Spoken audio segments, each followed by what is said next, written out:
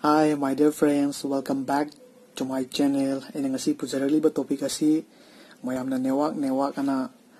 mayam kana hainari Manipur yam kana tongnari adubu network haiba pot asi pharibara phattabara haibadugi matangda kana ninajagi khanduna pujarpa topic ni. Aduna network haiba tamse laagadi tasena khandururagadi yam phajaba yamna ningthijaba posak amoy adubu network haiba sida khoi wakhalda mayamna hek tabada hangoiba hainadaba phawbiba mioi kaya amasu lei haijaba tare adubu tasengna network haiba se khudamoina KFC laiba adigi Hyundai car yoksalaiba se adagi Samsung phones mani MI si laisi network ki system ni koi India da phangdaba Manipur da phangdaba pot myam so yoksalaisi network ki system ni haijaba tare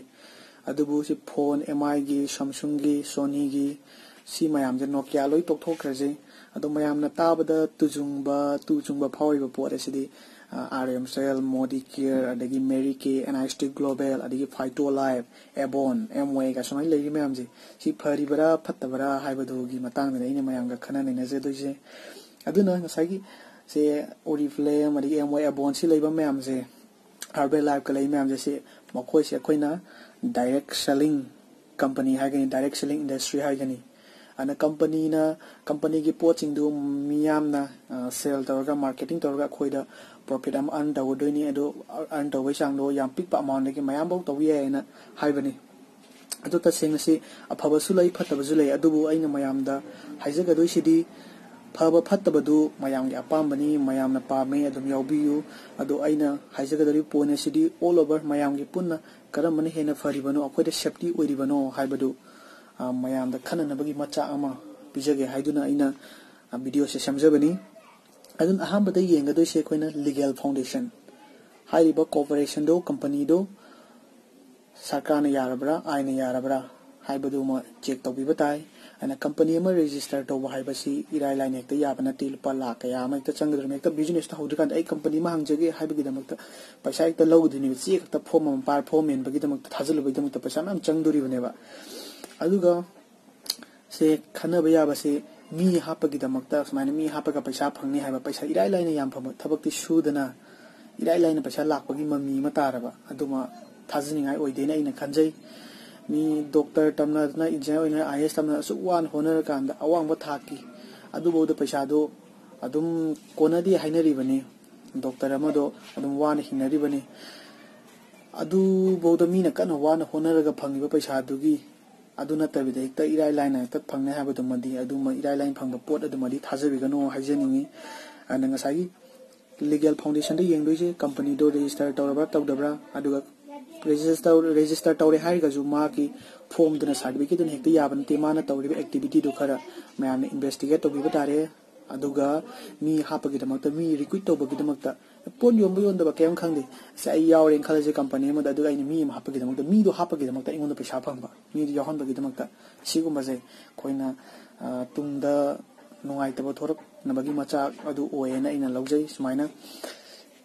sima lere adi mathang da koina network second number point 2 da haiba tare cooperation stability haiba company do kyam kuina stable orage habdu ma check tawi mathau tai se khuda moina harbada khoi sai do bo ro dukan mayam ma naunu macha mayam hangdore adubu ye namung lorangani ye rum amung lorangani andegi dukan ung phawangani mipum khudima che loina se demi khara dani le hogodori baje hingogodori baje dukan he hangdor ba khudima chahi manga matara ma kashi pak chana de hariba duna sida cooperation do stable oibro oidabari yenge hai tagari company do se chahi tara muka maina function tawrabu oiraba maje adi ta kitang khana be adubu almost 20 to 25 so maina company do phasana maje pangthora ba kuin hinga ba hai tare adu ida di mayam adum thajabi be yare accept to be yare adum phare haina lobi be yare similar se khudam oina habada network stability matang jida khoina se college ta har gasu hen kuin leiraba college ai dem college imphang college GP college kana mayam na tanai dena ko adagi angang gira gana LFC Saint Joseph ka tawri man Nirmala Bas ka tanai je sumain tawduna company no kyam kuina leira abagi system do kyam kuina hinga abagi habaduma adum yengbiba mathau tai adiga point number 3 da ana who is the producer habatari company duna pot saribara natragana atopa amadahi lauraga thaduk thajin tawribara kamain tawribano habaduma check tawbiba mathau tai ꯑꯇꯣꯞꯄ ꯀꯣꯑꯣꯄꯔꯦꯁꯟꯒ ꯄꯨꯟꯁꯤꯜꯂ ꯇꯧꯔꯤꯕ꯭ꯔꯥ ꯍꯥꯏꯕꯗꯣ ꯑꯗꯨꯃ ꯈꯪꯍꯟꯖꯅꯤꯡꯉꯤ ꯁꯤꯃ ꯂꯩꯔꯦ ꯑꯗꯒꯤ next number point 4 ꯗ ꯍꯥꯏꯕ ꯇꯥꯔꯦ point number 4 the the secret is not in simplicity ꯍꯥꯏꯕ ꯇꯥꯔꯦ ꯄꯩꯁꯥ ꯐꯪꯅꯦ ꯍꯥꯏꯔꯒꯁꯨ ꯏꯔꯥꯏ ꯂꯥꯏꯅ ꯍꯦꯛꯇ ꯐꯪꯕ ꯌꯥꯕꯗꯣ ꯅꯠꯇꯦꯕ ꯑꯗꯨꯅ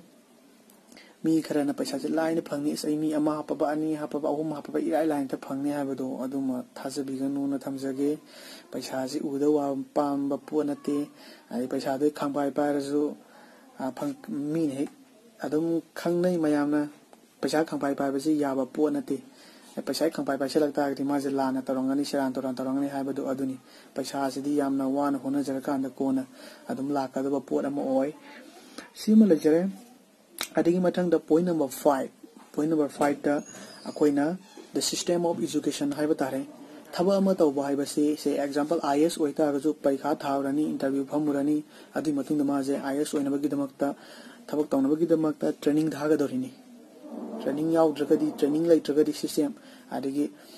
ꯁꯨꯃꯥꯏꯅ ꯂꯩꯇ꯭ꯔꯒꯗꯤ ꯃꯥ ꯊꯕꯛꯇꯣ ꯇꯧ ꯉꯝꯃꯣꯏ ꯑꯗꯨꯅ ꯍꯥꯏꯔꯤꯕ ꯀꯝꯄꯅꯤꯗꯨꯅ ꯇ꯭ꯔꯦꯅꯤꯡ ꯄꯤꯕ꯭ꯔꯥ ꯃꯌꯥꯝꯗ ꯁꯤꯁꯇꯦꯝ ꯏꯗꯨꯀꯦꯁꯟ ꯑꯃ ꯂꯩꯕ ꯃꯊꯧ ꯇꯥꯏ ꯕꯤꯖꯤꯅꯦꯁ ꯍꯥꯏꯇꯥꯔꯒꯗꯤ ꯃꯥꯒꯤ ꯂꯥꯏꯔꯤꯛꯅꯤ ꯈꯪꯗꯦ ꯐꯣꯡꯕꯅꯤ ꯈꯪꯗꯦ ꯀꯃꯥꯏꯅ ꯆꯥꯎꯈꯠꯂꯛꯀꯅꯤ ꯑꯗꯒꯤ ꯑꯣꯗꯤꯑꯣ ꯃꯌꯥꯝ ꯑꯃ ꯚꯤꯗꯤꯑꯣ ꯃꯌꯥꯝ ꯑꯃ ꯂꯩꯒꯗꯣꯏꯅꯦꯕ ꯑꯗ ꯇꯥꯟꯅꯕ ꯑꯃꯒ ꯑꯃꯒ ꯇꯥꯟꯅꯕꯒꯤ ꯏꯟꯇꯔꯦꯛꯁꯟ ꯇꯧꯕꯒꯤ ꯁꯤꯁꯇꯦꯝ ꯑꯃ ꯁꯨꯝ ꯂꯩꯒꯗꯣꯏꯅꯦꯕ ꯑꯗꯨ ꯂꯩꯇ꯭ꯔꯕ ꯃꯥꯏ ꯊꯣꯛꯄ ꯄꯪꯆꯦꯟ ꯆꯦꯟꯅꯔꯕ ꯍꯥꯏꯗꯤ ꯑꯩꯈꯣꯏꯁꯦ ꯄꯨꯟꯅ ꯍꯥꯏꯇꯥꯔꯦ ꯁꯥ ꯁꯟꯗꯁꯨ ꯀꯩꯅꯣ ꯍꯥꯏꯇꯥꯔꯦꯅꯦ ꯁꯪꯒꯣꯟ ꯑꯃꯗ ꯄꯨꯟꯅ ꯊꯝꯕꯀꯥꯟꯗ ꯐꯩꯗꯅꯀꯣ ꯑꯗꯨꯃꯥꯏꯅ ꯃꯐꯝ ꯑꯃꯗ ꯍꯣꯏꯖꯟꯕꯤꯔꯒ ꯁꯤꯁꯇꯦꯝ ꯑꯃꯅ ꯀꯣꯟꯁꯤꯟꯗ ꯇꯥꯔꯒꯗꯤ ꯑꯗꯨ ꯃꯥꯏ ꯊꯣꯛꯄ ꯇꯧꯅꯔꯒꯗꯤ ꯇꯨꯡꯗ ꯑꯐꯕ ꯑꯣꯏꯔꯦ ꯑꯩꯈꯣꯏ ꯀꯟꯅ ꯋꯥꯅ ꯍꯣꯠꯅꯖꯔꯨꯔꯒ ꯆꯦꯟꯖꯔꯨꯔꯒ ꯁꯥꯡꯈ꯭ꯔꯕ ꯆꯍꯤ 4 ꯑꯃ 5 ꯑꯃ 2 ꯑꯃ 3 ꯑꯗꯨ ꯄꯨꯟꯁꯤꯗ ꯑꯗꯨꯝ ꯃꯥꯡꯕꯗꯣ ꯑꯣꯏꯗꯣꯔꯤꯕꯅꯤ ꯁꯤꯅꯤ ꯑꯩꯅ ꯃꯌꯥꯝꯗ ꯊꯝꯖꯅꯤꯡꯉꯤꯁꯦ ꯑꯗꯨꯅ ꯑꯩꯒꯤ ꯚꯤꯗꯤꯑꯣꯁꯦ ꯁꯕꯁꯀ꯭ꯔꯥꯏꯕ ꯇꯧꯕꯤꯌꯨ ꯃꯈꯥꯗ ꯀꯃꯦꯟ ꯂꯥꯏꯛ ꯇꯧꯕꯤꯌꯨ ꯑꯗꯨ point 5 ꯑꯃꯒꯁꯨ ꯃꯈꯥ ꯇꯥꯅ ꯂꯩꯔꯤ ꯑꯗꯨꯕꯨ ꯑꯩ ꯁꯤ point 5ꯁꯦ ꯊꯝꯖꯒꯦ ꯃꯌꯥꯝ ꯈꯟꯊꯕꯤꯌꯨ ꯐꯩ ꯐꯠꯇꯦꯗ ꯑꯗꯨꯝ ꯃꯌꯥꯝ ꯍꯥꯏꯕꯤꯌꯨ ꯀꯃꯦꯟ ꯇꯧꯕꯤꯌꯨ ꯑꯗꯨꯒ ꯃꯊꯪꯒꯤ ꯑꯩꯒꯤ ꯚꯤꯗꯤꯑꯣ ꯑꯁꯤ Saturday and Sunday khudingi adum upload tawjirakani aduga makha tabo ina mayamgi pambagi matungin ai point 5 ama lehmauri adu add tawjirake aduga khoigi mayam stem cell haibo jik topic amgi matangda kana discussion tawri mayam adum tawnari haitare ana si kari habana phari bara phatabara kamai taw pono haibado adu mu ai mathangi next week ta adu ai thamjarake thank you all bye bye